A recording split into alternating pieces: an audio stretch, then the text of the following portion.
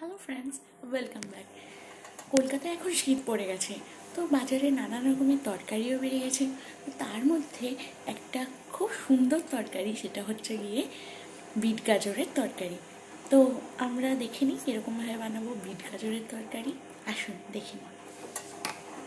তাহলে বিট গাজরের তরকারি আপনার রান্না করতে লাগবে বিট, গাজর, আলু। আমি গ্যাসটা অন করে এর মধ্যে অল্প তেল দিয়ে দিলাম। তারপর তেলটা গরম হয়ে আসলে জিরে ছড়িয়ে দিচ্ছি। এরপর এর মধ্যে আমি একটু অল্প হিং ছড়িয়ে দিলাম। হিং আপনি চাইলেও দিতে পারেন, নাও দিতে পারেন। তারপর একে একে গাজর,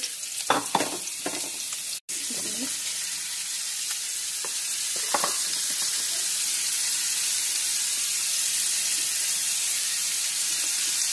আর আলু দিয়ে এটাকে ভালোভাবে নাড়তে হবে।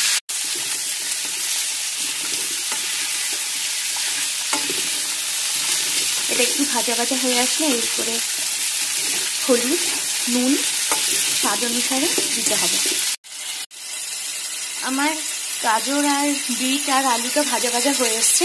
এখন আমি এক এক করে জিরে বাটা, জিরে গুঁড়ো, ধনে গুঁড়ো আর হলুদ গুঁড়ো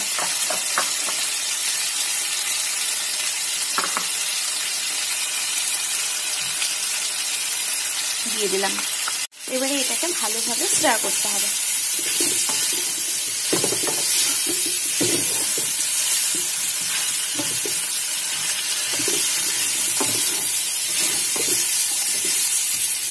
এরপর আপনাকে এখানে টমেটো দিতে হবে।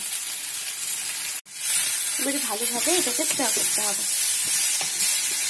আপনি যদি চান আপনি বিটটাকে সেদ্ধ করেও দিতে পারেন, কিন্তু আমি সেটা করিনি, তাই এটার মধ্যে আমি একটু অল্প জল দিয়ে জিনিসটাকে প্রিপেয়ার করব। আমার এটা পুরোপুরি ভাজা হয়ে গেছে, আর মশলার যে একটা ভাজা গন্ধ সেটাও বেরোচ্ছে, তাই আমি এখন জল দিয়ে দেব। এবারে আমি লো ফ্লেমে আমি হিটটাকে লো করে আমি এটাকে আস্তে আস্তে করে ঢাকা দিয়ে কষাবো।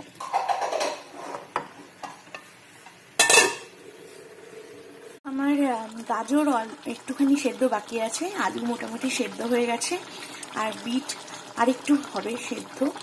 তো এটা আমি আরো কিছুক্ষণ ঢেকে